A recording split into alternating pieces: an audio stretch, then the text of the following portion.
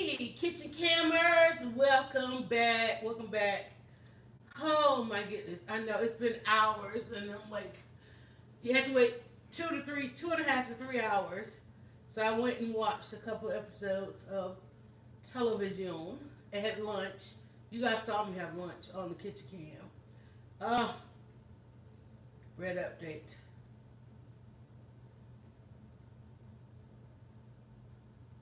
Let's go on Periscope. Wait. Oh, let's just do that then. I don't care.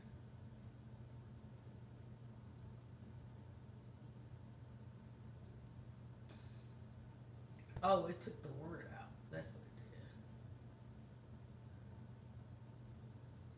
I don't know what's going on. Let's hit the live button. Welcome back. Hey, listen, replay viewers. I could be live right now. You need to check the profile. But listen, for those of you jumping on live, thank you so much. Thank you so much. I always get tired when I get to this point. Y'all don't understand. For those of you that don't stream, you don't understand what goes on before we push these buttons. You don't understand how we have to rush and get everything in place. You don't understand. Some of it is spontaneous, but some of it is like, oh my God, it's a lot of setup and a lot of prep. And then you get ready to go live, and then it's like, wait, oh, that's not going to work. Oh, you got to do this, you got to do that, and so forth. So I just want to come back. I'm not going to use that. I just wanted to come back because there were so many steps to what we did earlier. Hello, Drea. Let me get you guys over here so I can see the comments. There's so many steps to this thing. And even though it's a simple 5 ingredient, flour, water, yeast, salt, 4 ingredient. Is it 4 or 5? Oh, it was 5 because it was 2 types of flour. 2 types of flour went in this one.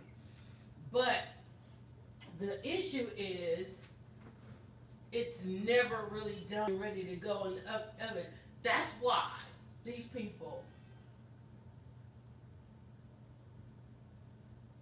Somebody's texting me. Let me grab my phone. I told my daughter to bring something for dinner because I'm not cooking. And what I am cooking will just be going in the oven. I don't know. Y'all, I'm telling you, this stuff, I love the ladies that do this. I don't know how. Can you imagine this? Hold on, let me get that turned down. Can y'all imagine, once upon a time, you couldn't just run to the store and get a loaf of bread. You know, they didn't have the luxuries of life that we have. Let me see, who messaged me? Sure. Oh, she don't want mall food. I don't care. A euro will suffice. Can I even type euro? I feel like I want a nap. That's what I want. I want a nap. So I was showing you earlier. Here's my gold bread, but this can't happen in this kitchen because I was supposed to go today and get the clay pot, or either this pot right here. These are the two things that this. I know it sounds good, right? So this particular loaf, that loaf, is supposed to be done at so many different stages to this thing, y'all. So all we did on the video beforehand was this part, right? Looks easy, looks simple. There's a whole other page. And not only is there a whole other page, there's all these other references that I need to go to. So we finished this part. No, we didn't even get finished this part. Because we just got to the part where it says 2 to 3 hours, just let it double over, triple over. We still have to flour the work surface to turn out the dough, press out the dough, gather the edges, roll to pre-shape, and then that's got to sit for 10 minutes after I do that. Then once I turn the freaking page, you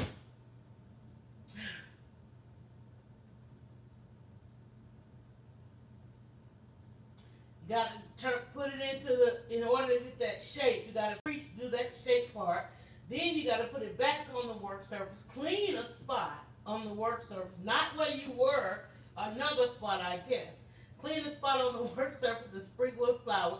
Place the boule seam side down on that spot. Do you have any clay flour pots? Small ones. And I don't want to use I don't even like the fact that I don't even like the flowers So no, I don't. And I actually went around the neighborhood because I had some plants I was trying to repot, and I couldn't even find.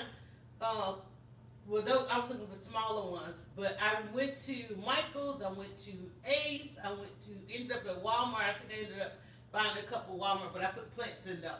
So when I think about baking, maybe I can catch a sale here or there. I don't know. I have to find something. But okay, so but wait, it says clean. Place the boule seam side down on that spot. Dust the top with flour and cover with a clean linen dish towel or a piece of linen. And then you gotta go to page 140 to learn about proofing linen. So it's gotta proof again. Y'all, I'm telling you. And then cover with a Cambro container or plastic tub. Let rise until very puffy for about 45 minutes. So even after it has sat over here for 3 hours, I gotta take it through a step and then let it rise another 45 minutes. Then, when the dough is gently pressed with your fingertips, the impression should remain. Meanwhile, position a rack in the lower third of the oven and set a baking stone. I don't even have a baking stone. I had a baking stone. I don't know if I don't know where it is. Fill the clay pot or bottom of a 10-inch tangine. See, taking liberties, baking in other vessels. So I gotta go to page 119 and read up about baking in other vessels with water. Place on the stone, preheat the oven for 450 degrees. That's a lot of oven. Oh my God. Carefully pour out the water from the clay pot or tangine. Dry it and fairly generously oil or spray it. Use the bench scraper, lift the dough into the clay pot or tangine. Score the dough as with the asterisk, and that's how we're going to get that design. And then listen, and that's over here about scoring the dough. Put the lid on if using and set on the baking stone. Reduce the oven temperature to 400 and bake for 25 minutes, right? That's still not all of it. Then take off the lid, bake the bread for 15 minutes longer or until the top is golden brown. Carefully remove the loaf from the pot or tangine and put it in the baking stone for about 10 minutes. Oh, put it on the baking stone for about 10 minutes to brown the sides, okay, and the bottom more evenly, and ensure the bread is baked thoroughly. And to learn about if it's done, go to page 58. Then transfer it to the cooling rack, all of that. And then it also talks about taking liberties about using the cast iron. So this thing has got to go for another 45 minutes. I got to turn it out. I got to roll it out. And this is the thing, though. Remember, I'm only working with half the recipe. I am only, hey guys, hey Nikki, hey Celsi. I'm only working with half the recipe. And what I don't know is all of this to remain? Am I cut this in half? I don't know. But y'all ready for the reveal? I was going to ask if you could use cast iron. I can use cast iron, but a cast iron what? Is it the, I'm like, I don't know. I'm lost. Because there's not a cast iron skillet, the cast iron pot, right? So I don't have that. All I have is like your basic metal pots, and I'm thinking of really just dropping it. I really want to try and bake it in the pots, but I don't even have. I'm thinking about an old school. I literally have an old school frying pan down here. I think I'm going to use that, and it's just. I mean, that's the only thing I think now. When I think that's big enough to even deal with this. I'm even afraid to look in here.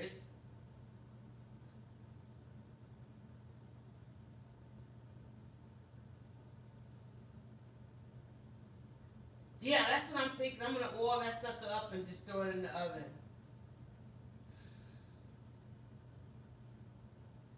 Y'all, this is a lot of bread. And now mind you, this is half. This is half the bread. So you can see it did give me, it still feels kind of sticky. Still looks sticky. Let's see if it comes off.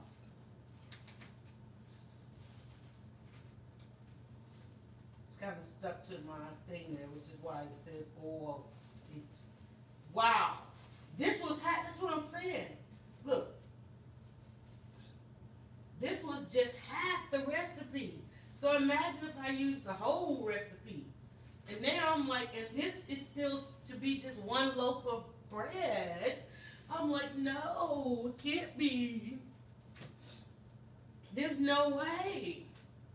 Wow, that's a lot to be just half. Well, it said it was going to triple in size. It did say that. That's why I said, let me cut it in half. That's why I'm like, I don't know who they're cooking for. This must be a book for people who have a bakery. Oh my God. Am I supposed to punch it down? It's definitely very airy. It's got the lace, what they call the lace going on. Alright, so let's go back to our other step. I'm literally gonna oil up a pan. An old, y'all, this is insane. So basically what I'm going to do is turn it out, and then I'm just going to fold the edges up under there, tuck it to get that nice big round, and then I'm going to score it with this asterisk, and then it has to then sit for 45 minutes into that shape, and then y'all, I'm serious. I'm like, I was going to just put it in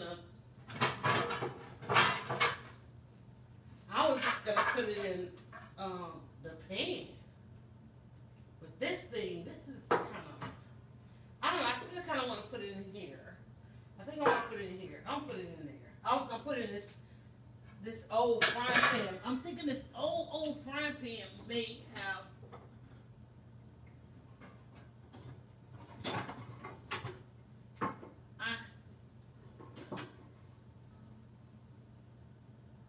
I just don't know. Like, this is like a old skillet. Like, really? What do you think? Old skillet, new cake pan. I feel like the old skillet will like give me the rustic, it's gonna, spring form, you might need depth. That's what I was thinking, some depth, but I don't know. I think it's going to rise up and over. Old skillet. I'm thinking the old skillet, not the new. Okay.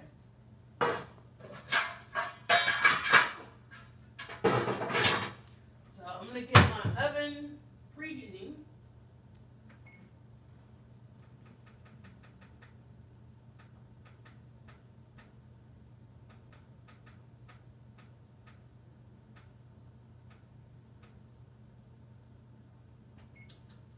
And then I'm going to drop the temperature on that. Hey, Zoe, let me get this ready. It said put some water in it while it's preheating, and then take it out, and then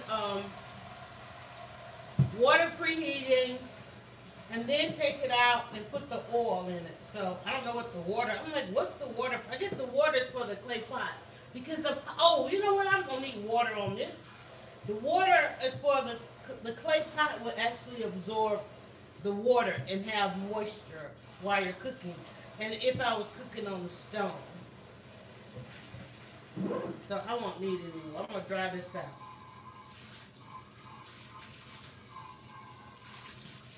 Because I'm thinking this thing has to go, it has to sit another 45 minutes. I think this pan will take all of that. So let me drop this out. I'm going to oil this up. I'm going to let this get hot, I guess. I don't know, y'all. Fascinating. Absolutely fascinating. All right, so that has to get oiled up to go into the oven. Okay. Now, this is my concern. Is I have to turn this out, and then I have to spread it out. It says, flour your work surface, turn out the dough, press out the dough, and gather the edges and roll to pre-shape. So we're going to go to page 45 to see how to do the shaping.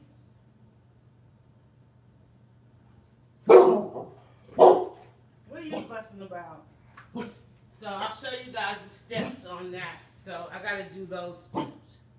You take the edges, pinch it, and then you work from the bottom.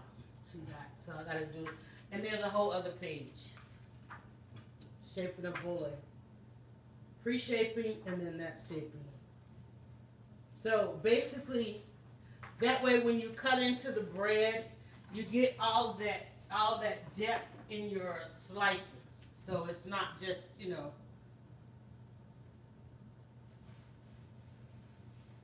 This just seems so sticky. It's gassy too. It feels liquid. It feels wet, y'all. Alright, let's figure out. This bowl, I don't know if the bowl was oiled enough, but it looks like bread. It looks like bread.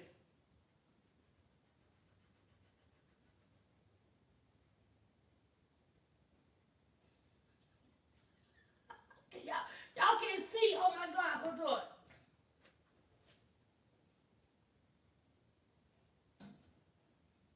Y'all should have heard that noise. I'm not even gonna try to get that. This is really wet. I feel like I need to put a little flour on it. It feels like it's just, yeah, it's soaked. Okay, patience will reward your baking. It says much of handling dough is about stretching and relaxing it. Pre-shaping is a good example. Most doughs can't go directly from the proofing stage to being shaped into their final form. That's why we use a step called pre-shape, and which makes it easier to coax the dough into the final shape. All the recipes in this book that call for pre-shaping use the same technique no matter what final form they take. To understand the benefits of pre-shaping, try this. Pat the dough out into a flat round. Then try to make it larger. The dough will resist. We know that. This is because when dough is handled, the gluten tightens up. But if you wait 10 minutes, the dough will stretch easily into a large round. Taking 10 minutes to let the dough relax applies anytime you have a problem and need to reshape it. Give it a few minutes to pull itself together and start again. Forcing dough is a waste of your time.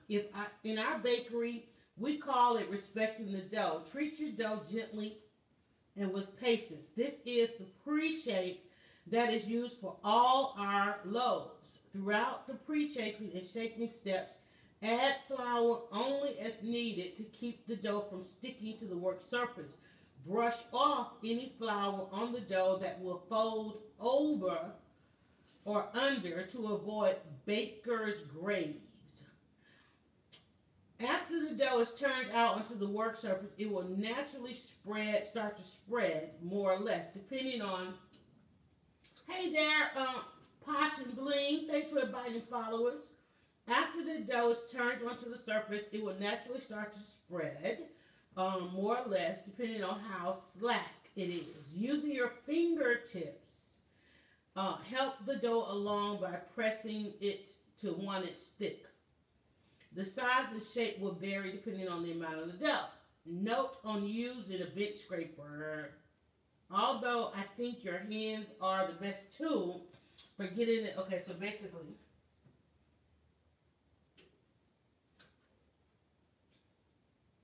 it says, gather the edges of the dough and bring them together to the center circular.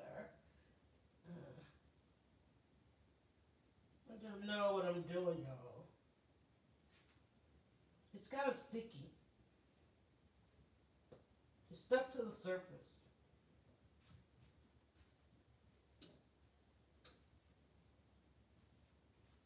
I'm just gonna try and get it up.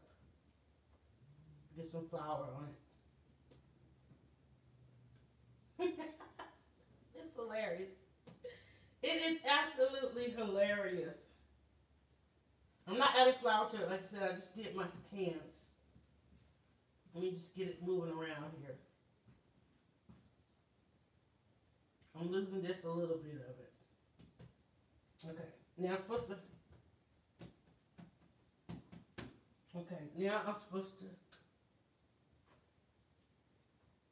Bring it up. Bring it up. Bring it up. Bring it up.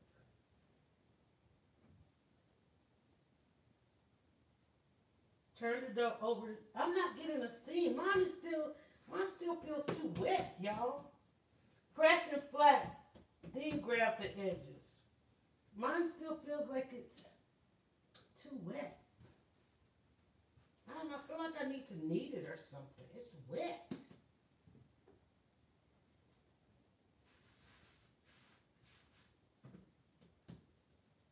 Okay. You said press it flat. So it's not a lot after all. Okay. Press it flat, like you said, like that. And then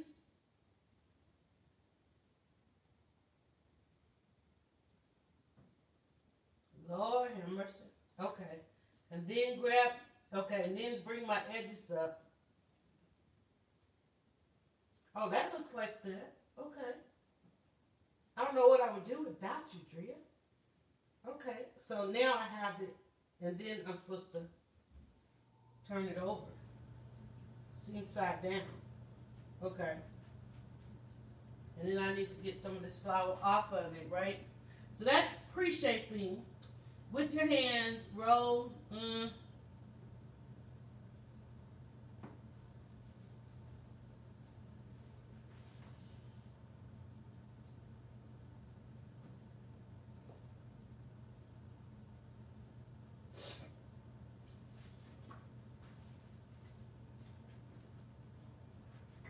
Wait, let me go back and look at which pre-shaping it told me to do.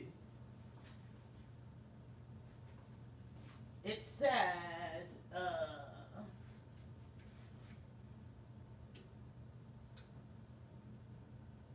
gather the edges and roll to the pre-shaping. Let it sit for 10 minutes.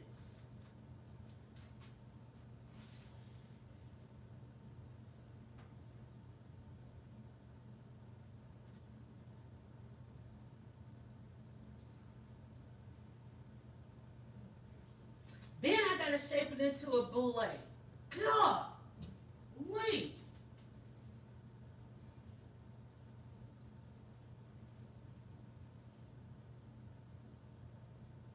Whoa, what's in the oven? My oven smells like barbecue.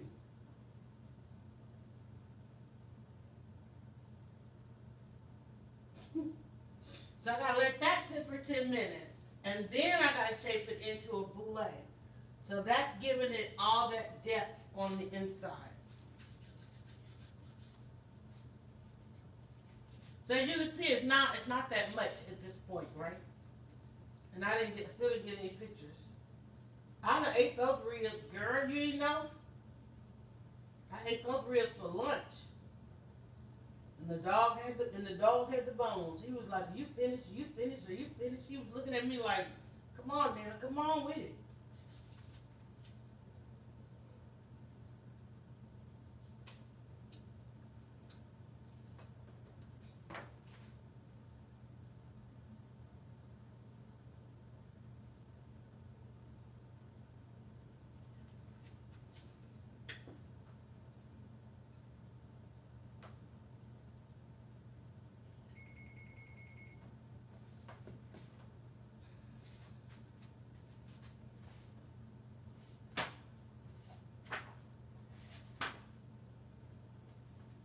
All right, let's see.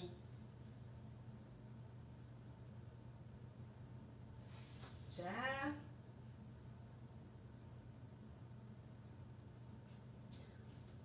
Now it says, turn the pre-shaped loaf over to the seam side up.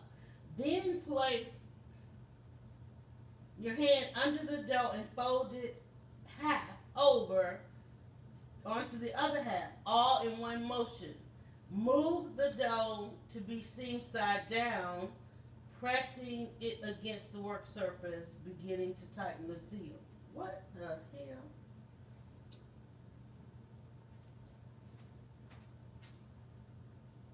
See, it's like it's sweating.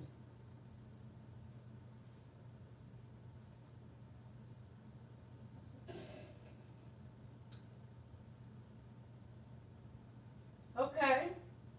And then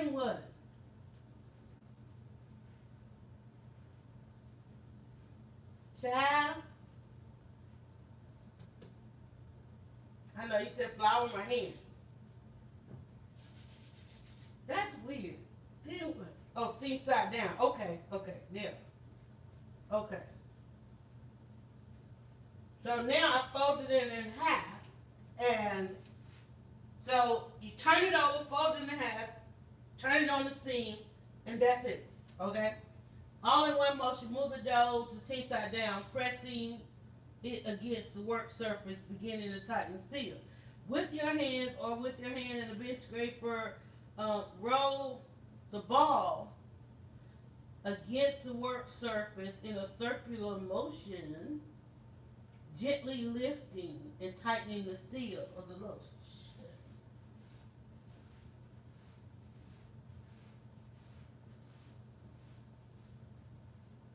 Press a little. I'm scared.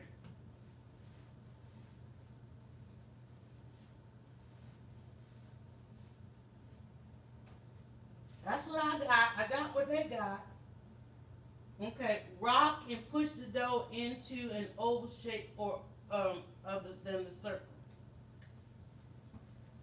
That's what I just did. Rolled it, press it a little. What? Oh my God, I'm getting air bubbles.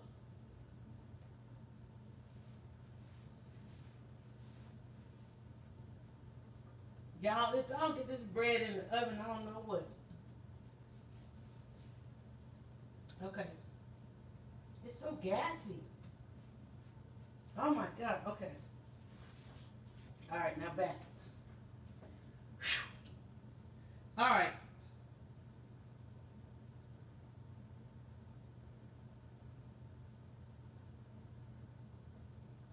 Then we gotta cover it. Oh hell, it's got to sit for now we gotta let it sit for 45 minutes. Let me make sure it's good and flour up under there. Gotta go in another little spot. Alright, alright. We gotta cover it for 45 minutes. Y'all, this don't make no sense. What am I gonna come back to? More proofing, clearly. Child, I guess I'll be back. You wanna hang out? I'm gonna leave the kitchen cam going. I'm gonna stop the periscope because I'm clearly about to be taking over with some bread. But then even after I do that, is it going into the oven after that?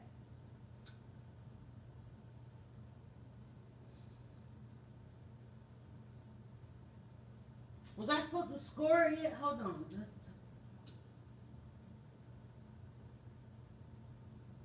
Wait.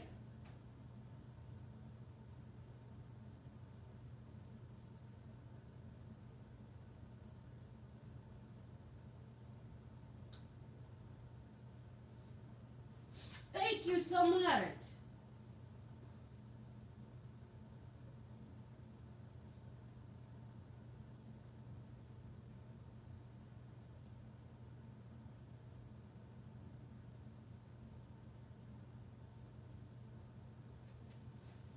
I want to make sure I didn't miss the step to score it.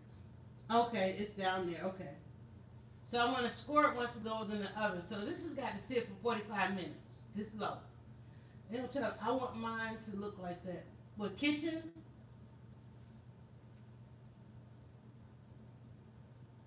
We're trying. Hey, Nolans, we're trying to bake some bread. We got some dough up under here that now has to sit for 45 minutes. So I got to come back.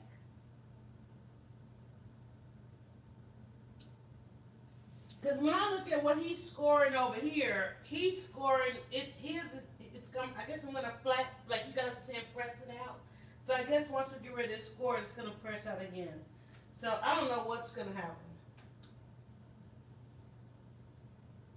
Child, Lord have mercy. No wonder these people live so long. Look how long it took to eat. Thank you. You want to see the rest of it? I'll show you guys.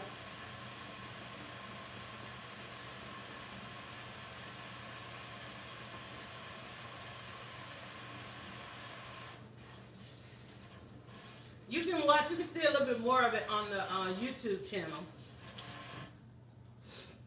Can y'all believe how long this process is? I've been working on this one loaf of bread all day. It's like clearly and that was the that's why we've been sold on the grocery store and on the convenience. Like I could have gone to the store and gotten some bread. It looks like home. Oh, I'm telling you, I could have gone to the store and gotten some bread. This is why people are able to sell bread. And I was talking with a friend of mine. We were talking about how we grew up, where back in the day, people would come through the neighborhood, selling everything. You didn't go to the grocery store. People came to the house. Can see the bread. Yeah, people came to the house selling everything. Can't see the bread. Oh, it's right here. It's under the towel. So now it's like everything is at such a convenience, but it lasts forever. So I'm just trying to. And you know what? I don't know. I'm gonna let it rise, and maybe I may have to find another pen. I'm gonna look around and see what else I got. I remember the fruit and the vegetable truck coming up and down the street every day. I'm telling you, yeah. My grandmother used to be run out there and get me this and get me that, and they always had the cash and the change. It's getting bigger. It's rising. It is, and that was the nature. But you know what? The funny thing is, we're getting back to that. We're getting back to that time. But because we have like all of these apps, like I could order all kind of food, cooked or raw or whatever.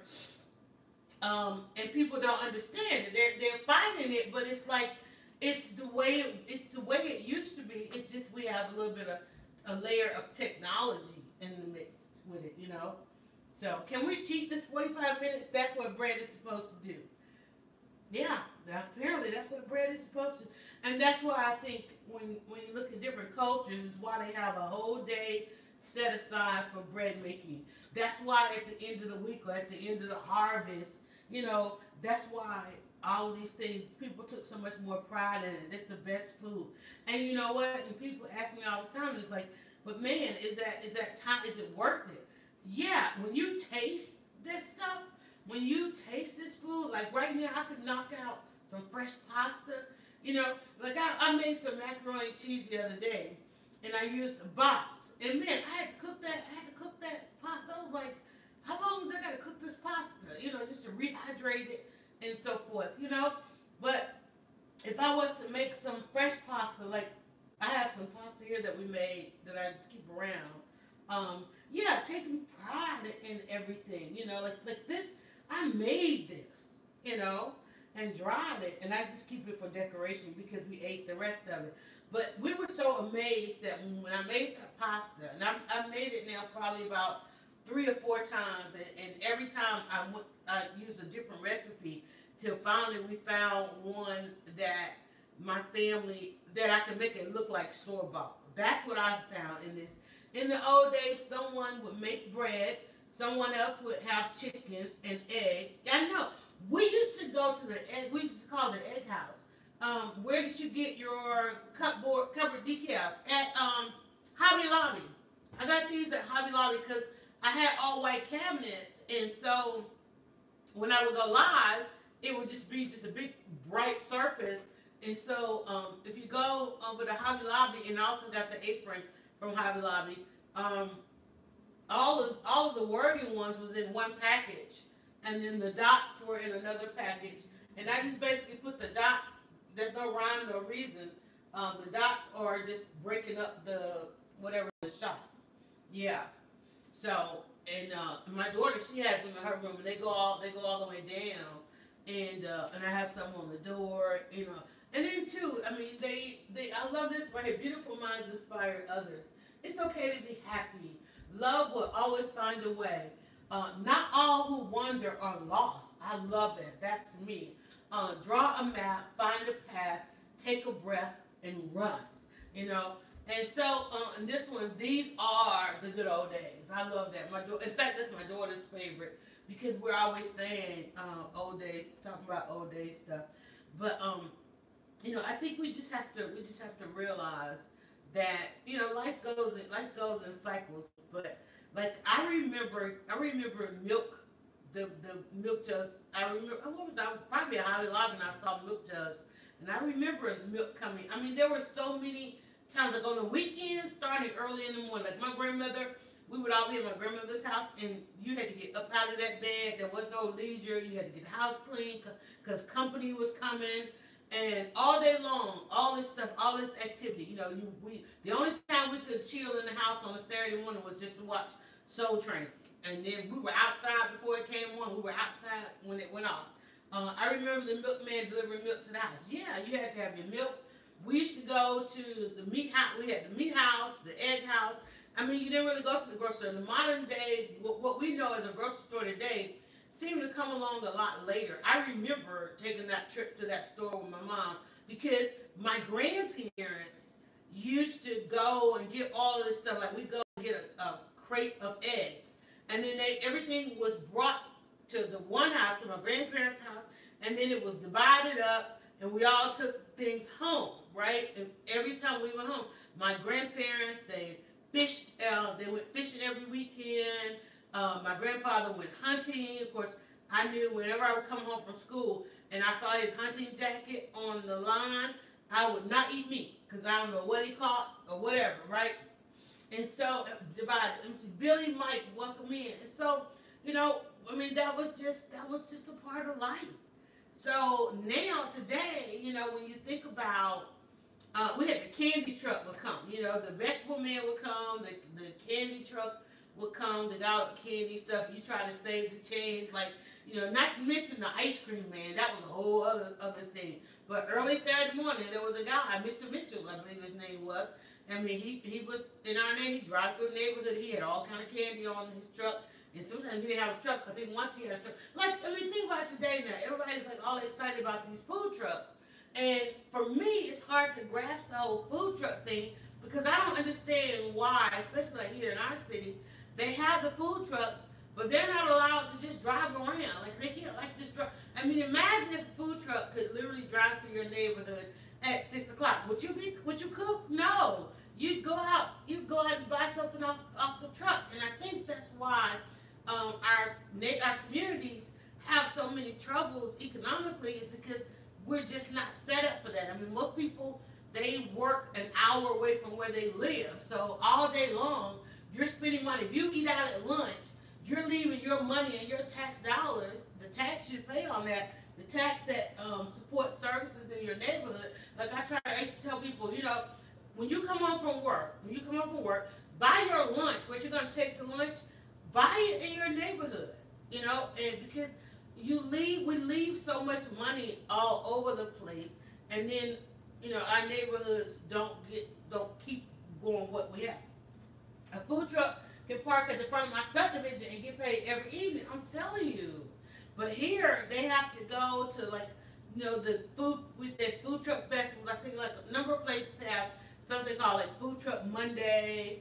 And I know we have a food truck festival here. Like I think somewhere like March or April, because I know it's nice and warm out. The food truck on Mondays will be we have like a little downtown area. I'm outside of Atlanta. And so our city, it's mostly, a large part of it was rural, but now, it's starting to have that growth. Why not make lunch the night before? Yeah, that's what I'm saying. For people who don't make their lunch, they actually buy their lunch at lunchtime, they should buy their lunch the night before in their neighborhood, pack it up, take it to lunch. That way, at least, you're supporting a job, you're supporting your own tax base, you're supporting your own zip code, your county, and your neighborhood. So, I just think that we should think about that a little bit more. And I always tweet about bankrupting our neighborhood. I think we do too much to bankrupt our neighborhood. Like, I know Amazon is a great thing. Ooh, my Euro's here. I know Amazon is, it's right there, and it's like, hey, place. Everybody wants to use it. But, you still have to make sure, keep the money in the community. We got to do a little bit more of that, Like, even for me, for trying to, but it's so expensive, it is. But, I mean, people are spending money, but I'm just saying, if you're spending that kind of money, and most people are spending, $100 a week going out to lunch, You know, think about if you were spending that $100 in your neighborhood. But I know, like for me, when I decided I wanted to go on this journey, I had to go and find a couple of vegetable stands. I had to find a place where I could get real good, fresh, organic produce. Even just on this bread thing, you know, there's like the flour and all those kind of things. I had to find some sources. I had to source my neighborhood, and then a lot of when we went on the pasta journey, there were like a lot of the pasta tubes and stuff. I couldn't find that around here. Make smoothies at home and buy a juicer. Yeah, and I mean, but it gets back to that convenience. Like I have like this cabinet right here behind me. It has a juicer in it. It's got the food processors and all of that. And I just made the decision. But you know what? And I'm going to tell you, here's what we talk about the juicing all the time. A lot of people, they do too much too soon on the juicing. I'm going to plug this up for a second. They do too much too soon, and so they get overwhelmed with it, and they make the investment into the juicer, and then they don't realize how much produce it takes to juice. A lot of times people think they can run out and get a couple of bananas and an apple here and there. They don't realize when you start juicing it takes about a half a bag of apples to get the amount of juicing. So, you know, find a juice store in your neighborhood or a smoothie store in your neighborhood. I mean, it's the same thing. Because it takes it takes about 2 bags of spinach to what y'all get? Chinese food. It takes about 2 bags of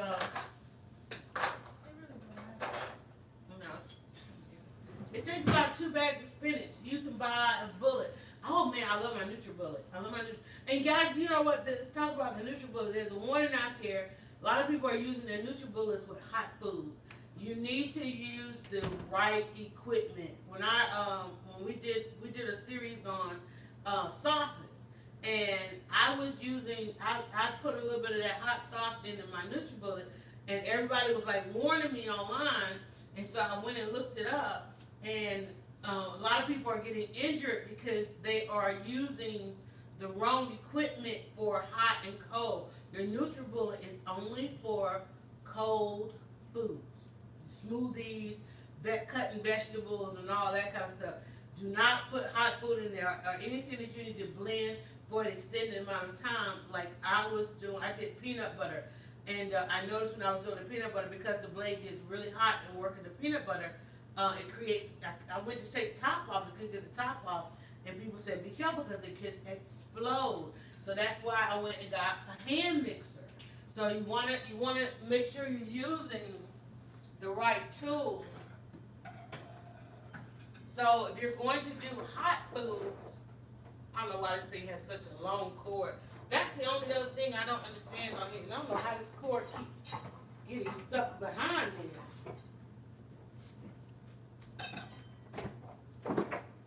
Alright, so hot and cold blender. Yes, you need to make sure that the blender can sustain hot foods. And it's all about the lid because that seal creates on there. So you want to also think about getting a hand mixer that you can take 2 hot pots, okay? And you want to be careful with that because you don't want to like get hot splash food on you. So, you know, just a few things that are precaution and a few things that the recipes don't tell you, because a lot of people are exploring this stuff from recipes and from books and so forth. Like I have my juice book and stuff. So you want to, just be careful. Just be careful because all kind of injuries can happen. And I get most of my stuff, like I saw this at the buyout store for like $20, and these things could run upwards of $35, $40, $50, and so forth. And I just just keep it there. And when I'm making a sauce, or if I want to thicken up my sauce, I just grab it rather than putting it in the blender, put it in the and other things. So just be mindful of that, y'all. How much time was that? I'm like, I kind of want to skip it. It looks so pretty. It looks so pretty. I kind of want to skip it. I know I don't want to keep you guys on here that long, but I'm ready to get this bread in the oven. But again, like I said, patience. Patience, my dear. Patience, patience. So the next step after this I think we get ready to go into the oven. There's a little bit more shaping, just spreading it out, and then scoring it, and then I'm gonna put it in this pan. I think now that I look at it, I don't know if this pan is. I'm gonna go ahead and use this. What kind did I make on what? This seems as big as the thing there. I don't know. I really don't know because I want to put it in. Oh, bread. It's just a basic wheat. It's not even a full wheat loaf, but it has all-purpose flour and it has wheat flour. So I really don't know because even once it goes into the oven, it's still gonna spread out. But I think I'm supposed to spread it out a little bit more. When I look at what he's scoring, I think I'm gonna press it out. I think I have to press it out, and I think I have to score it. I'm gonna put it in here. I don't think it's going to do too much more than that. I thought when we were working with it, I thought this was gonna be big enough, so I'm gonna put this oil in here. And if not, it'll just be a lesson. We'll learn. We're learning, and that's what I think. It's like it could be a bit overwhelming, you know.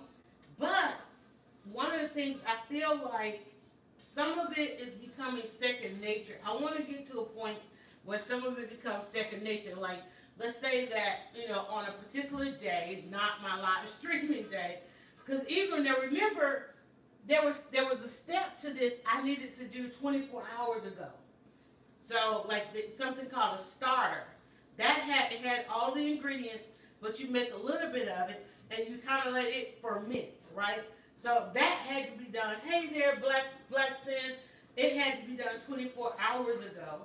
So what I'm gonna do is because remember this is no different than the pizza dough. It's no different than the naan, the chalupa bread that we made. Same ingredients. The only difference is how it's folded, how it's scored. It's got a little bit of wheat flour in it, and it's gonna. We don't know what's gonna come out, but yeah, that's definitely rising up. So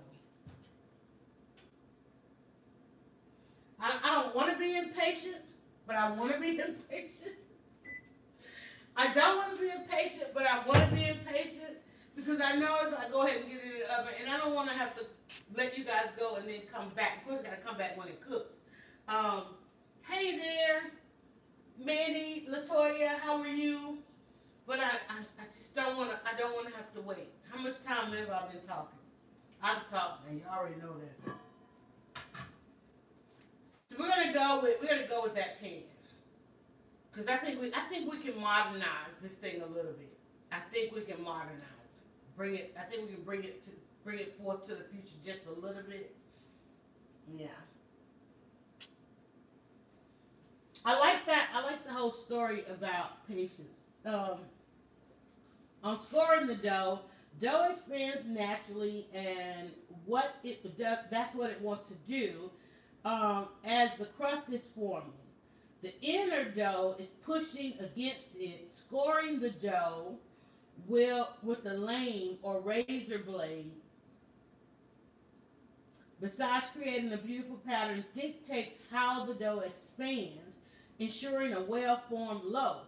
The scoring matrix, the scoring step is fast and easy one. Simply insert the tip about 1/8 of the blade into the dough on a sharp angle and quickly run it across the surface. This will create a slash that will probably grow to 1.5 to 2/3 inch deep as the loaf bakes. But there are variables to consider. If the dough is slightly overproofed, especially if it's a wet dough, and ours was, scoring should be done with a very light hand. Firm doughs can be scored more aggressively. Tapping the dough lightly with your fingertips before scoring will let you determine how fragile it is. If the more fragile, the easier you need to be with the blades. Dough that hasn't been scored or hasn't been scored deeply enough will pop out in all directions, creating a misshapen loaf. with an unattractive surface. If you see a loaf of bread with ugly rips in the sides, that problem may well have been no scoring or scores that were too shallow. This is a very sensitive business. What did it say about touching it?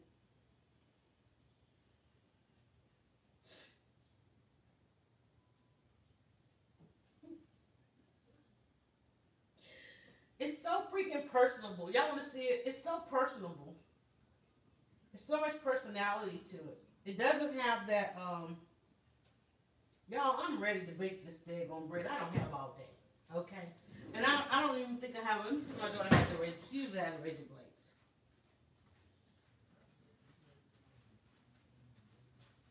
Do you have a razor blade? A new razor blade? A new razor blade. New blade. A razor.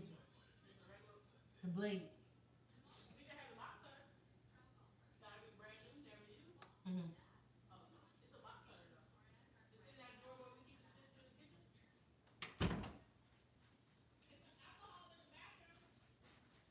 You think I'm gonna do all that, girl? Please.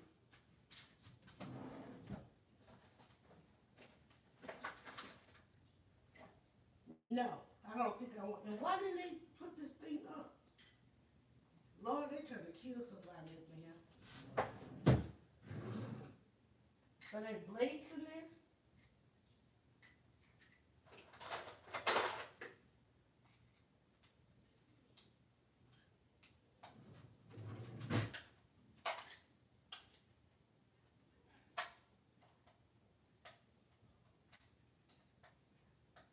She's telling me there's some new blades in here, I think.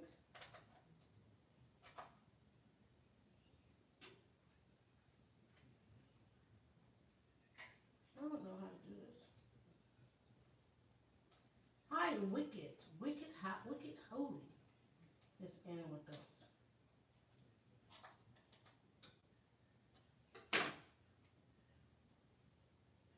Yeah, I was just thinking about sharpening my. I just found this in here. I'm like, I want to get this blade out of here. I don't want to put that back like that. So. There is a new blade in there. Ha ha ha! There's some new blades. Ah, really, you look? Is it one or two?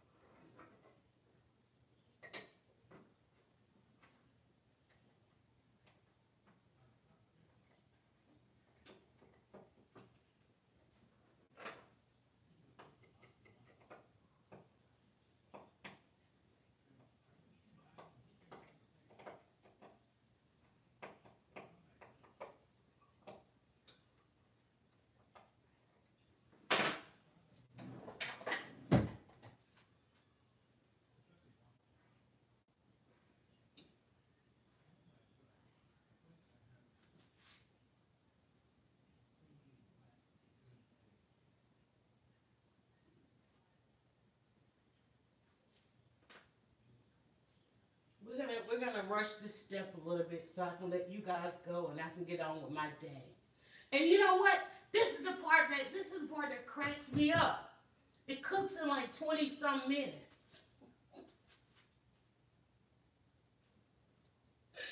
That's the funny part about it. Okay, so now, meanwhile, let's see. Okay, did I put the rack down?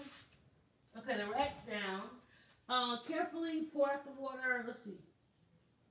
Take off the lid and no, wait, where do we go, y'all? Position the rack.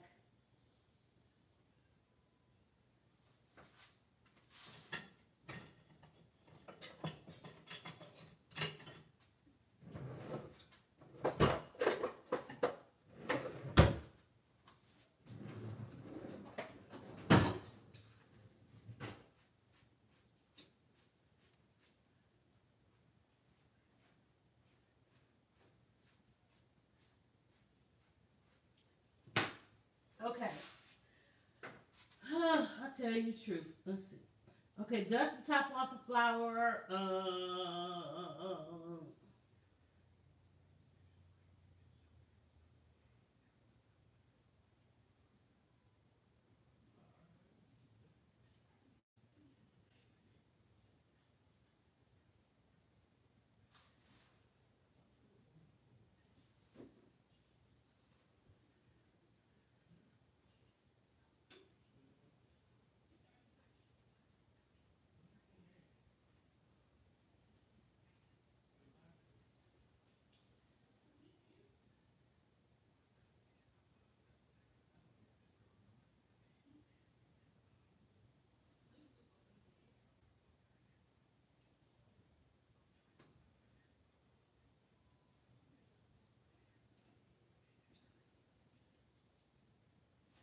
I guess we're just up to the scoring part, y'all.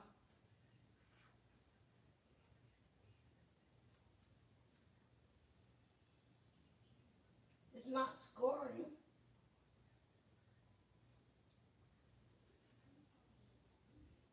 So must not be ready. There it goes.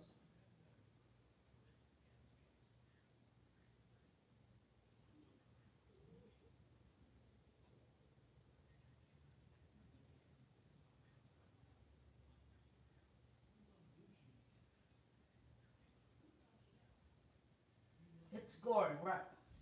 All right, now we got to get it into this pan. I still see my pan.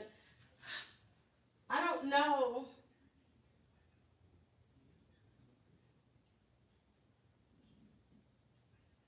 I think it's gonna spread. I'm gonna put it in this pan. I'm gonna put it in this pan. Still feels wet. There it goes. Come on, honey.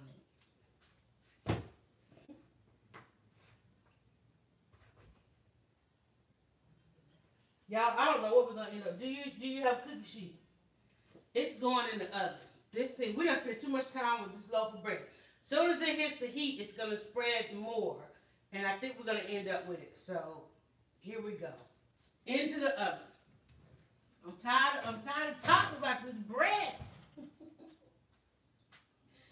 Oh. I wasn't supposed to drop it. I know it was like ease it into the thing. Oh my God, very, very bad. What I do? I have upset the bread bakers. It's in the oven. It needs to be in the oven. It's taking all day.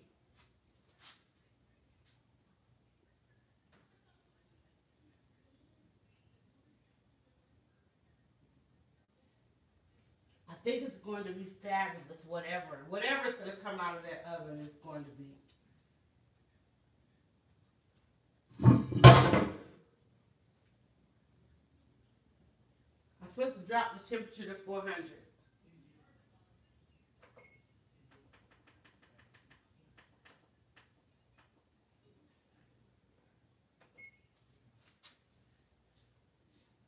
It's filling up the pan. It is spreading out. It's filling up the pan. So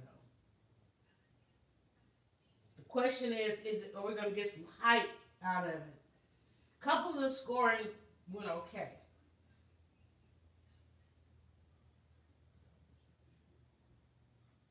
I feel like it could have been a little bit tighter. I think somewhere early on in the process, it didn't. I don't know. Score after it's in the pan.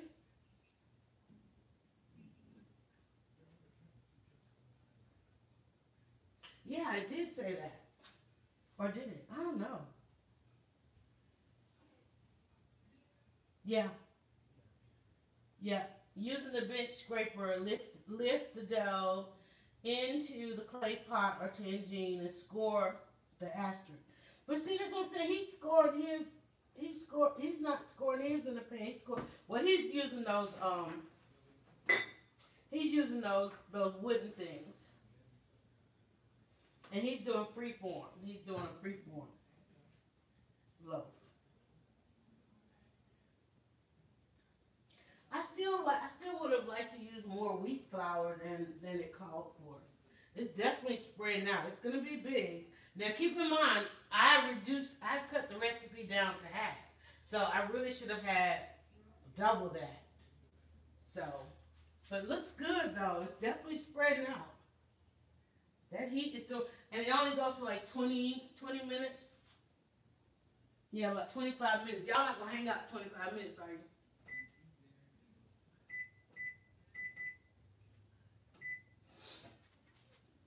It looks good. It's doing something. Oh my god. Yeah, I can see that being a loaf of bread. But tell me though, why don't more breads have butter? Why don't they have more butter? Hopefully we have enough salt. Hopefully we have enough salt in there. I can't wait. I think that's gonna be a beautiful loaf of bread as I look at it doing its thing. But I don't know. I don't know. I don't think that I'm going to get one of these bad boys simply because I'm not using the pan or did I use all of that dough. So we're not going to get that. But we are going to get a nice piece of bread. Most pastries use butter. Okay. Okay, gotcha. Yeah, I have on my to-do list to try croissants. Because what was that one? There was one blueberry where you mix the blueberry in the butter. So your butter is like a blueberry. Oh, honey, I can't wait to try that.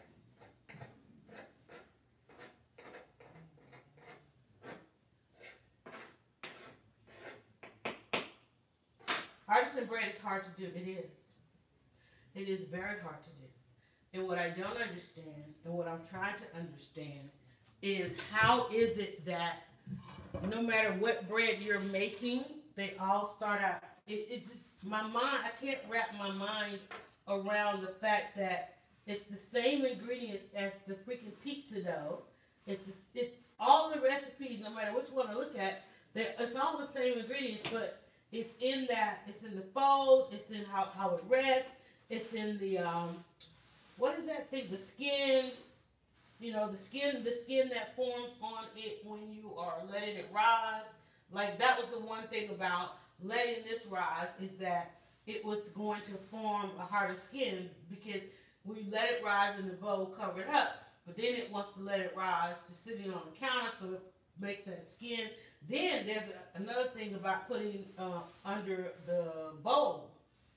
That's another thing. I know they do that a lot with the pasta. And that's probably why it would have dried a little bit. I'm talking to you guys over here. Forget you broadcasting from over there.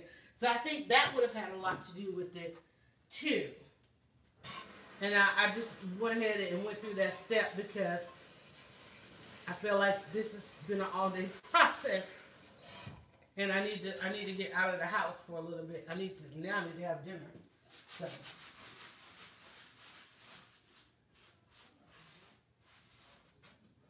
But I am amazed, and yeah, I think it needed some deeper scoring, but I'm amazed. I'm looking at it through here. It's definitely interesting. I don't know how much height I'm gonna get, and I know staring at it is not gonna do anything.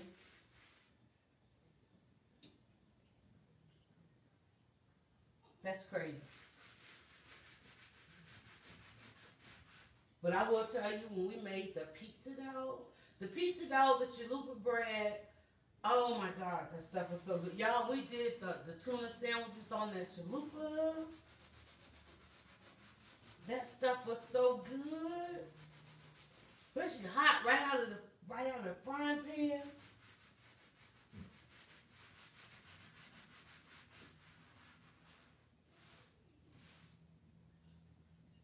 Yeah, that's what I'm looking at it. If you use half the recipe. Right. That's why I'm looking at it, because it's already browning. The shape is in there. It's oblong kind of shape, and it's already starting to brown.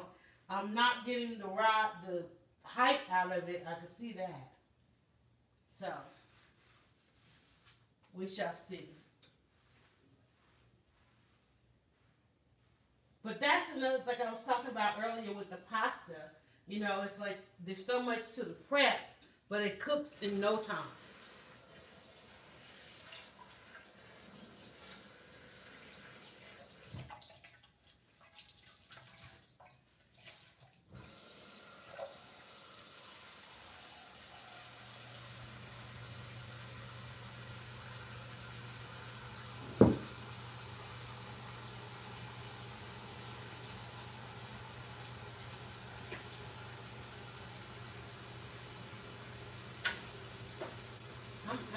my nap. I don't know about y'all, but I ain't ready for a nap.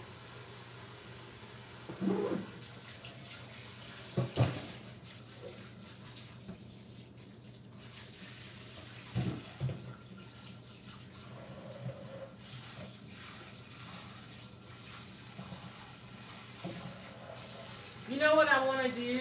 I want to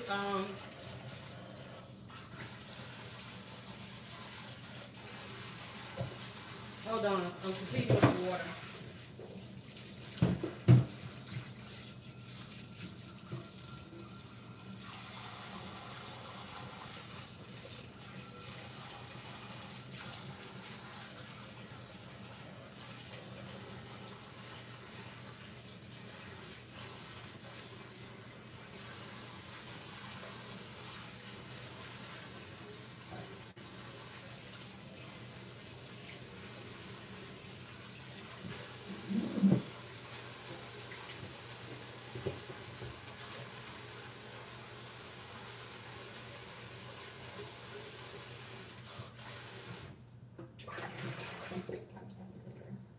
I'm gonna start doing it at night, and then letting. Oh, what's the name? Oh, shoot. It always falls through. I'm going to start or get to a point where I can. Oh, I think the last time I reached for this thing, cut my finger. I don't know why I keep putting this in there. I'm going to do it and let it rise overnight. I think it needs to be like left on. My only thing is like wondering about like how cool the house gets at night. You know?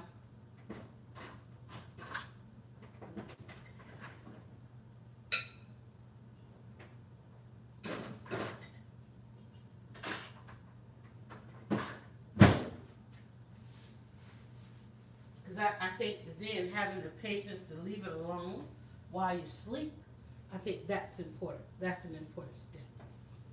Because bread is so temperamental. It's definitely temperamental.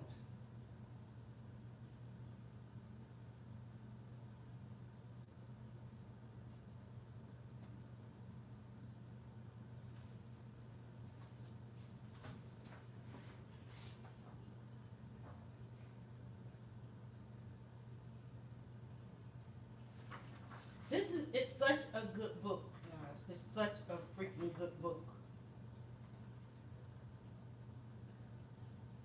Rise in the refrigerator. And so basically what I have here is a free form. But like I said, even though like it's so fascinating that there's so many different variations because no matter which recipe you look at, it's all the same. Like this one, water, yeast, flour. Starts with the same thing. This is actually what we ended up with. This is actually what's in my oven, not the oven. That's actually what's going on in my oven right there. You see that? That's actually what's going. When I look in there, that's what I have, with the exception of the scoring. That's a free fund and a free form. I don't even know how to pronounce that. Makes one large wheel. That's what's in my oven right now. One large wheel. That looks good. And only difference in what we made is it's all-purpose flour. Where that is portion of that is wheat flour. But this is actually what's in my thing here now. I will tell you. So I'm like, how did I get water on the floor? But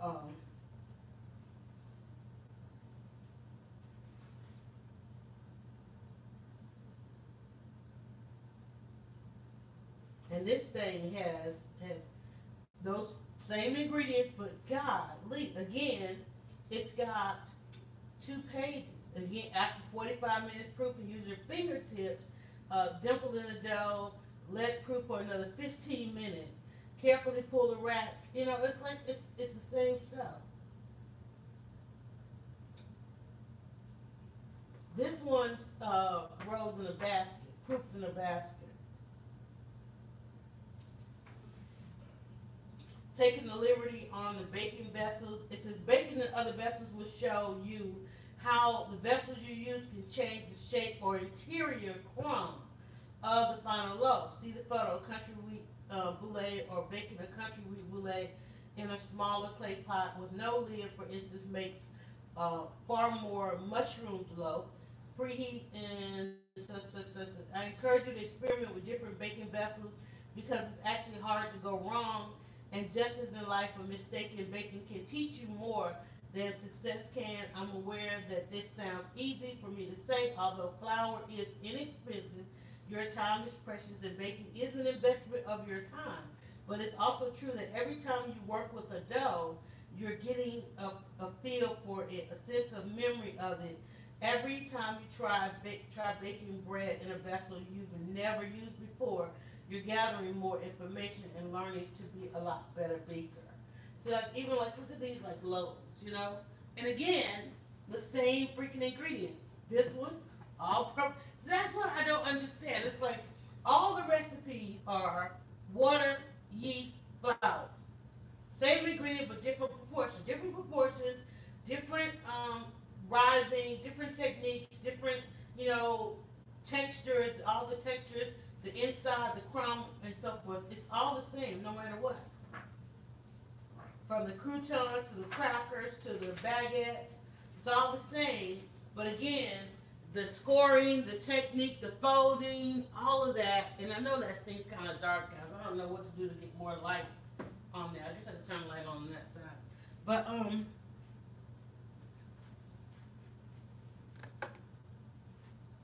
hopefully that helps. Wow. 13 minutes. We'll hang out. We'll hang out for 13 minutes. Y'all can, in 13 minutes it'll be coming out. So, or we'll test it. Oh, I do need to go to that page and make sure. Let me see. So I can learn. It's a beautiful book. I have some, y'all, but I don't know how to get it to you guys. I bought extra copies because I wanted to share. But you can screenshot it. I got this book for $2.99 at the buyout store. And they regular probably $30. I think I probably saw it on Amazon for like $15. It's Delia Couture's bread, 63 foolproof recipes, and it's such a learning experience. They don't just give you the recipes; they literally take you through the history of it. And a lot of my books, I love having the history of it. But like I said, I have them. So if anybody wants to inbox me, if you want one, I've got 1, 2, 3. I think I have 3 left. I think I bought 5. I gave one to my girlfriend when she came over. I have 3 of them. If you want to inbox me, and I think shipping it, the only thing about it, shipping it because it's a heavy book was kind of, I don't know, I can't remember what it is. But if you want one, I'll send it to you. So get away from there. Out. Bye. So, that's a dog. He's like, I'm sniffing. He must smell the bread. So, I'm still trying to figure out how did I get water everywhere. Oh, from the dishwasher. When I pulled that thing out of the dishwasher. So, alright. But this is my dream. This is my dream right here. To be able to walk into the kitchen and just knock out a baguette. Find a day that I can, that's why I said I got to get this to a point where I can let the dough rise overnight, come in the morning, and just put on some fresh bread. Once I mean, like, I think the first things we made, of course, was the yeast rolls. That's how I got on this, making the yeast rolls. And when you master yeast rolls and your family tears into it, you want to bake fresh bread.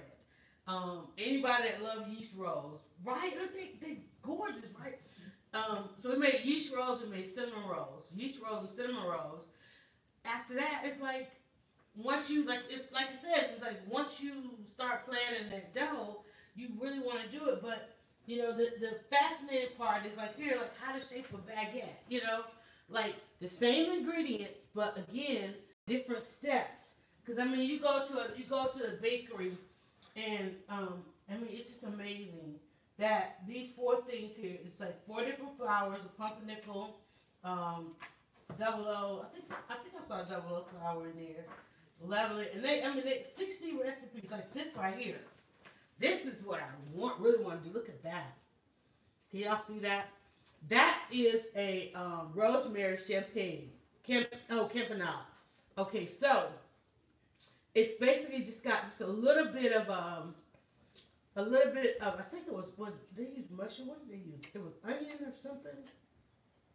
I can't remember. Rosemary, and then put that in there. Wrap that up. They have about 3 or 4 of those in here, and that's my goal, which is why I want to master that fold, that sealing technique, because then they just score in this free form. I'm telling you, honey.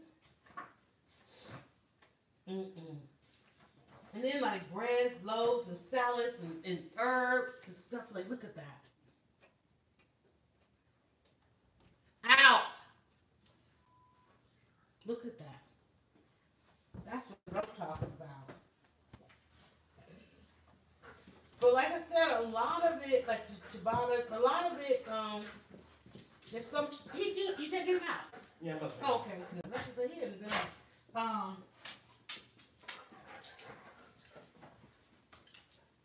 see that? But you know, it's like you guys are saying. You have to get used to handling the dough. You have to have the patience to let it do what it do. You're making me hungry. I know, right? You have to, and I definitely want to do this for spring. But I gotta find out what day. Oh, here's the one I was talking about. This one is garlic jack. It's got garlic and cheese in the middle of that one. Same loaf that we just did, but they put a garlic spread. You know how when we formed it, they put a garlic spread plus some cheese in the middle and topped it off with a roasted garlic on top. I'm telling you, we got 8 minutes, guys. If y'all can hold on, we got 8 minutes, and we're gonna have some bread. 8 minutes, please stay with me. Stay with me. And then too, like, who doesn't want to do raisin toast, right? Who doesn't want to make their own raisin toast? Oh, feeding your starter. We talked about that. Somebody mentioned that about feeding the starter. The acidity of your starter can be controlled by temperature and frequent feeding. Basically, the wetter the starter, the faster the bacteria and acid grow, especially at room temperature. At Della Pretoria, our style is more nutty than sour. So we feed our starter in a way that encourages the population of yeast over bacteria and acid. We do this by keeping the starter firm and feeding it on a regular schedule, using about 15% of the old starter for each feeding of the flour and water. That sounds so complicated.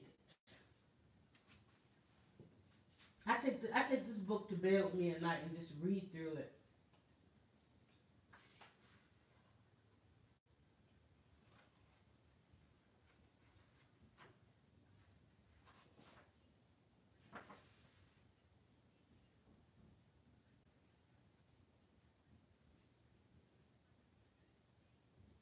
Oh, this is if you're going to use a firm starter. Child. And you know what? Looking through this book or trying some of this stuff out in my kitchen, I have so much respect for those in the food industry. Think about that. When next time you walk past a bakery, okay, or like a real bakery that's got good fresh loaves in there, appreciate them. I haven't tried any starters yet, but I think I might try one now. This one called for a starter. It was, I guess, a wet starter. That one was talking about a firm starter, and something. Who was it? Drea mentioned feeding it. I'm telling you. I smell bread, y'all. 5 minutes. 5 minutes. I smell bread. OMG. I smell bread. I don't know what we have in that oven, but I smell bread.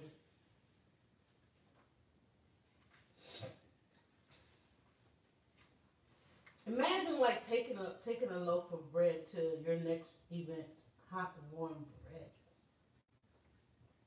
I gotta figure out where to go to buy these pins because you don't see all this stuff just anywhere. You know, you have to just kind of come across it. Like I said, we have an antique place that probably has. Look at that. Can you imagine me doing that? It looks so, even though I know how to braid, that looks hella complicated. Hot dog buns, oh my god. Hamburger buns. Simple stuff. Not made unsimple.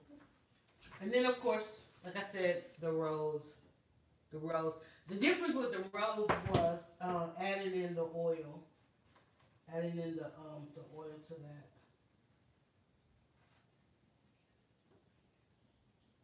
And see, like, look at this. Like, all of us said same ingredients, same ingredients. Wow, so pretty. The braids would be nice for Thanksgiving. But see, look at that. Like, same ingredients, but look at the steps to folding this particular loaf here. And this is it's like shaping a petard. This is a petard. And you start out with a triangle, folding it in, and then you let it rest, and then you come back and you got to do all these steps to it. So all of that folding creates the inside of the bread that you actually end up with. Cooling it. I mean, we just did a basic, simple fold today. 3 minutes, y'all. 3 minutes. Hang out with me 3 minutes. So this is kind of what I saw that. I started with that. Remember we said it felt like it was kind of wet. That was today's wet bread. Working with a wet loaf was a little different.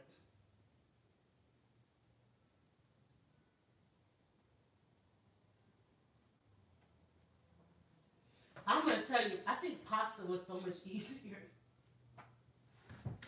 This is what I want to get to. Look at those crackers. Can y'all see that? I hope the color is okay on that. Look at that. Isn't that just beautiful? When I see stuff like that, I just think of gift giving and sharing. Of course, we did the pizza. The first thing we made was the pizza dough. We did and again, same ingredients. The pizza, but the pizza. We had a pizza night where we made, and we ended up with 4 pieces, I think, off of it.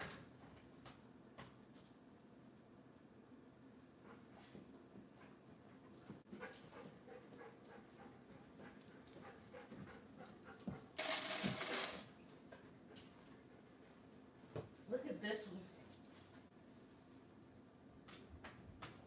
Let me see what I'm supposed to do when I take it out. I'm supposed to let it rest again. What was page 100? 100.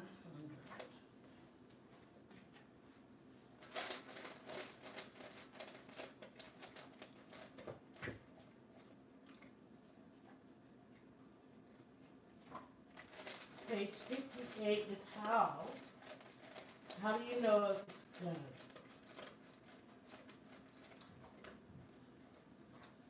It says, courage in the kitchen, is it baked?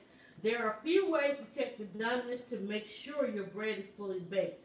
1, color. About 10 minutes before the timer goes off, check for color. Depending on the bread, you're looking for anything from golden to mahogany. Aroma. If you smell burning, check the bottom of the loaf. If it's burning, turn the bread on its side to finish baking. Tap the loaf on the bottom to see if it sounds hollow. If it doesn't, it needs more time. Temperature. If you're still unsure as to whether or not the loaf is fully baked, insert an instant red thermometer. Generally, it should be between 200 and 210 degrees. For enriched breads, those that contain milk, egg, and butter, look for a reading of about 180. So, let's check color.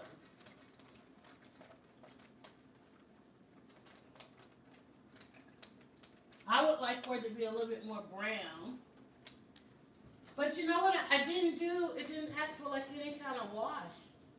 So I don't think we're going to get like a real golden brown or anything like that.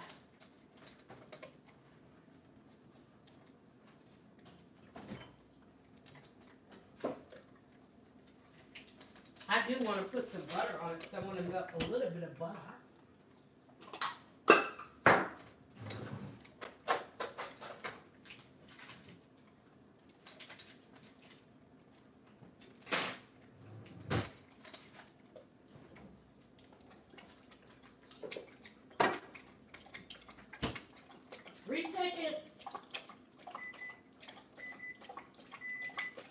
Okay, thirsty puppy.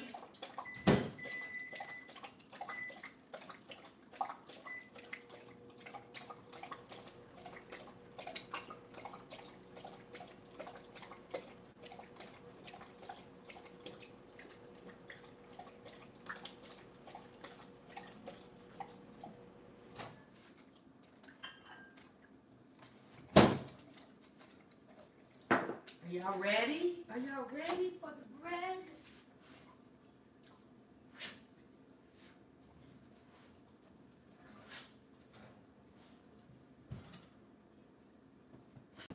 Sounds hollow.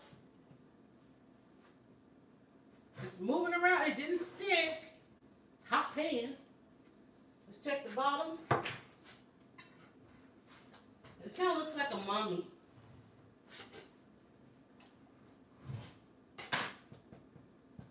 It sounds hollow. It looks pretty. Oh, aren't you sweet? It definitely sounds hollow.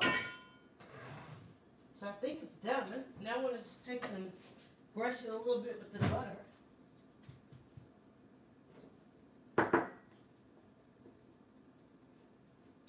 I know that's not a thing, but I want some butter on it. I don't like looking at the flour.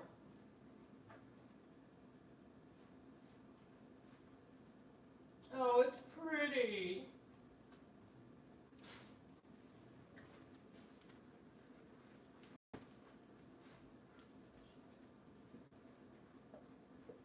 Partially wheat.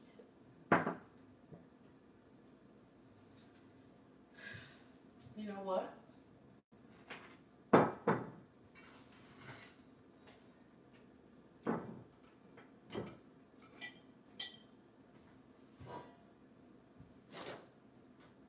Why's that red? Is that red from there? That's interesting.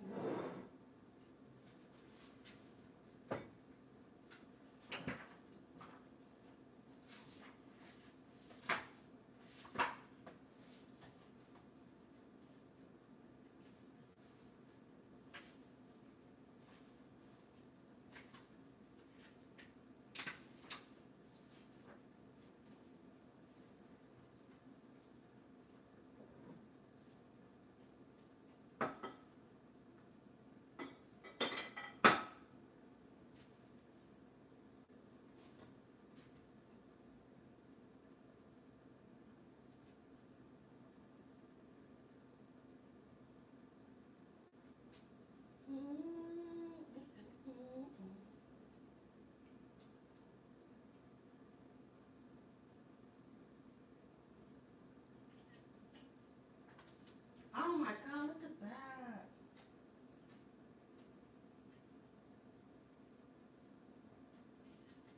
I like this browning over here. What do you guys think?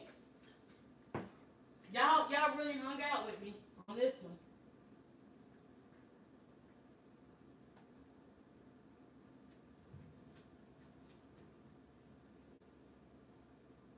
It smells so good. Oh my God, it smells so good. Look at that. There's bread, y'all. There's some bread. How long do we have to wait before we cut it?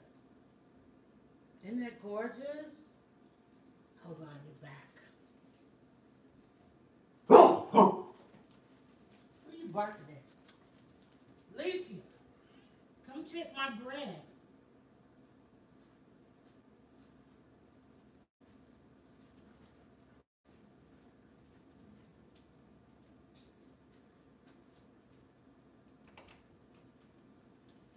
I love it. I'm so full. Smell good though. Smell like old Charlie's. She said it smells like old Charlie's. What? This is hot. I just put it in the lid.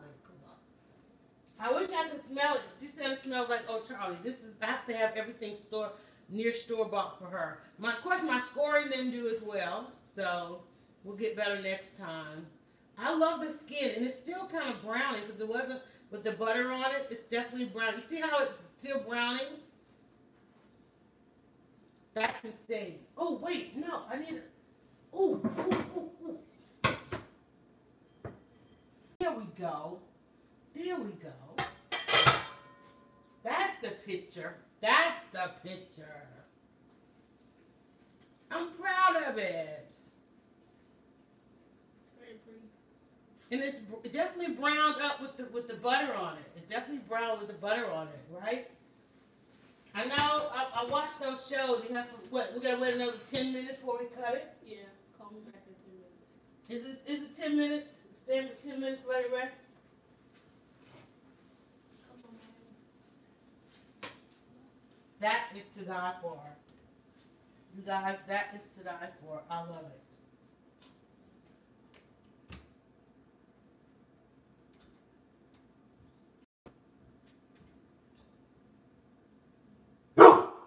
Okay, bye. Follow her. Go with her.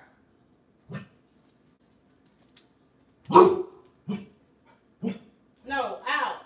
I told you going the wrong way.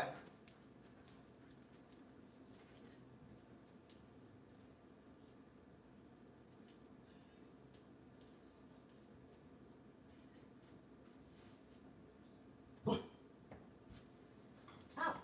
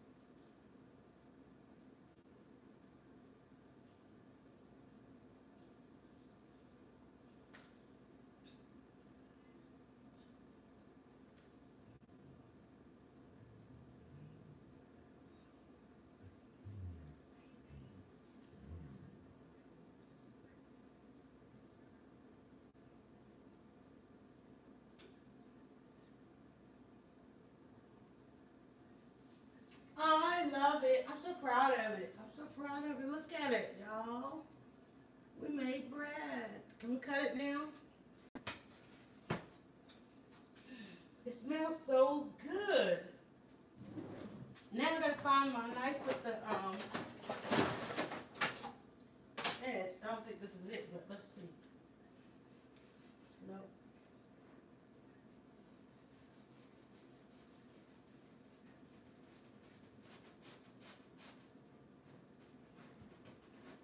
Hot, hot, hot.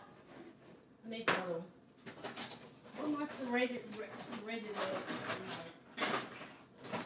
No. Where's purple?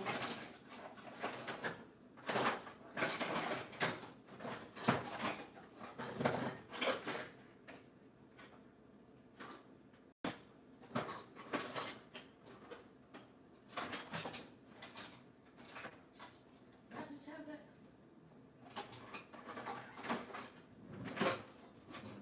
I need my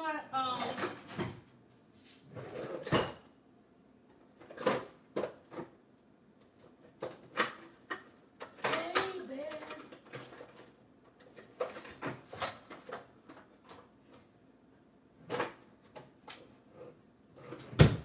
I cannot find my bread knife.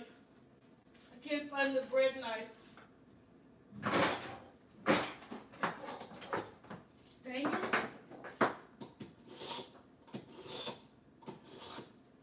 I need the bread knife.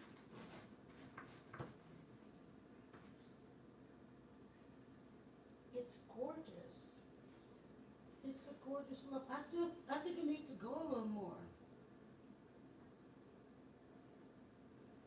Or is that the wheat in it?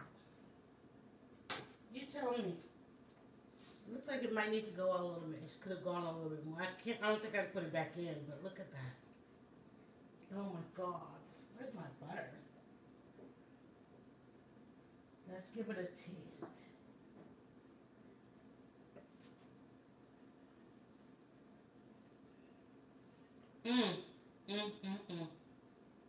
That's good, y'all.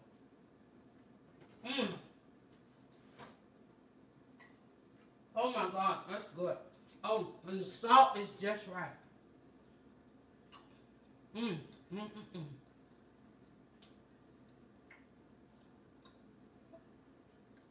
Wow.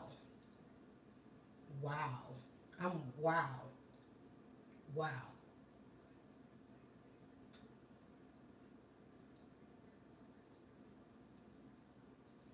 That's crazy.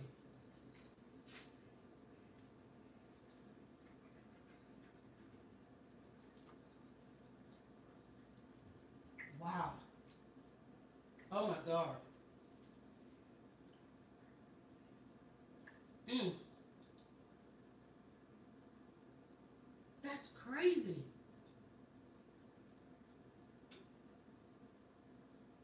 Oh my goodness.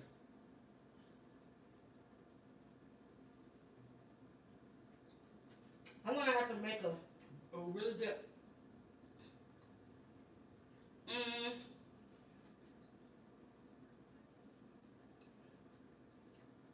it's real savory, but I'm like,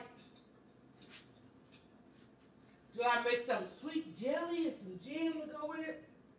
It's heavy.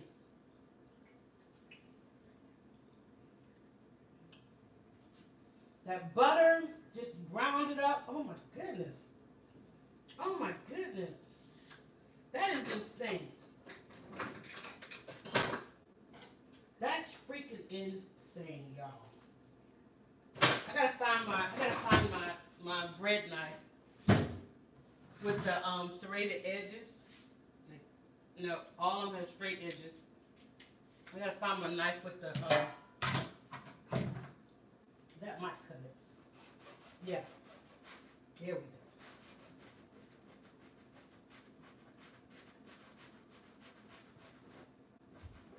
It's hot though.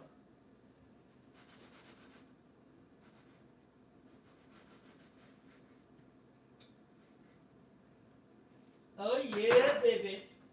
We're gonna have some good cheese toast in the morning. Look at that smoke coming out of there.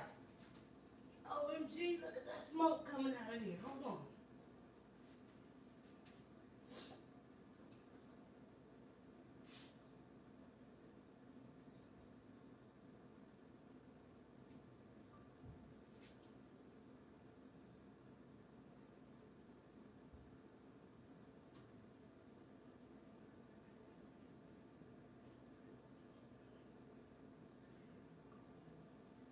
Y'all, I'm gonna have some good cheese toast in the morning. Oh my, what would be great? What I miss? What I miss? What I miss? Apple butter. Oh my God. I'm telling you. Y'all.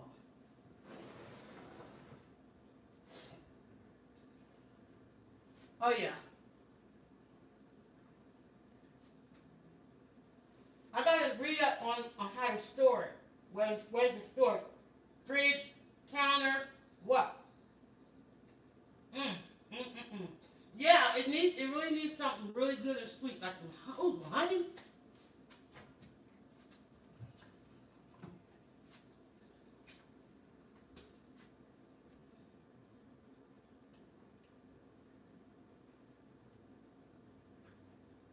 Mm, mm, mm, mm.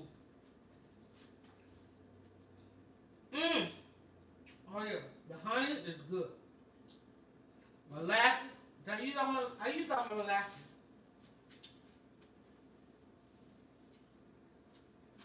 I use all the molasses. Oh my God. That's insane. That is. I was so worried about it because it requires such a skill. Now somebody had that extra skill level of really working it towards the end there, the fold, the putting it in the pan and all of that. So I gotta get a scraper because I see that you need those to pick it up and then transferring it, right? Because you see how you and scoring. I gotta get better on the scoring. But this is insane. That is insane. That's gonna be so good as some cheese toast. Oh my God.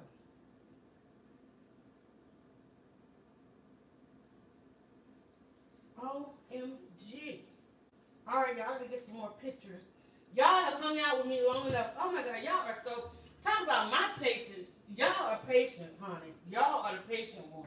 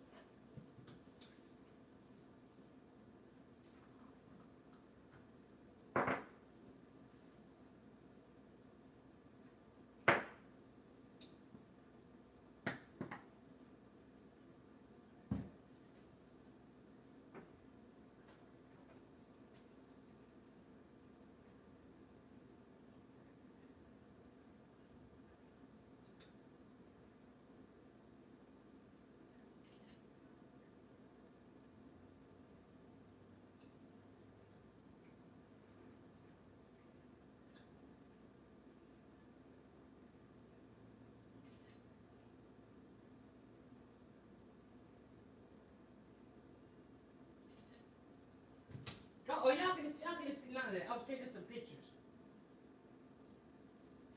I'm so proud of it. Thank you.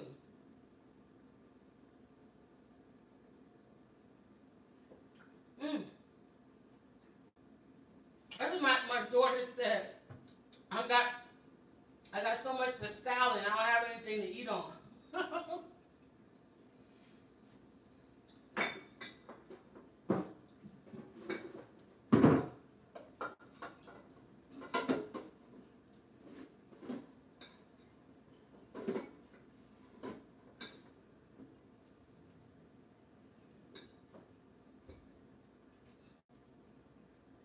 Mm. Mm-mm-mm. What's insane?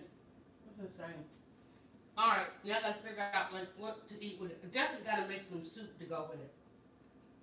That's what it needs, some soup.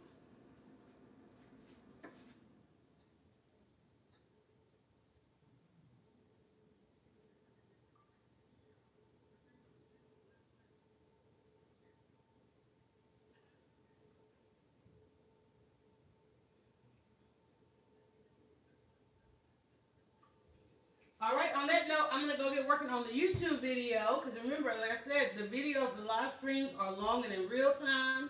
The beef stew will be delicious. I was thinking beef stew or some French onion. I mean, anything savory that you could just, oh my God, go to town on the bread. The bread has to be the star of the show. So, like I said, the live streams are long, and this bread making is takes all day, but I'm going to wrap it all up in a 1-minute YouTube video. Again, if you want one of the books, inbox me. I have 3 of these books, and we just have to figure out how to get it to you. I think you could probably mail it. I guess like $10 could ship it. I know they had that, what do they call that box? Where you, one size something, flat rate. I think I went by the post office. She said they have to go flat rate because it is heavy if you can't find it. But that'll be cheaper than buying it, because if you can't find it for $2.99 like I did, then you know. So anyway, inbox me or tweet me or something like that if you want one. And the next time we're gonna try to up our skill a little bit more. But thank you guys so much for watching and encouraging me to continue the journey. All right, bye. Oh wait. Can't say bye without the bread.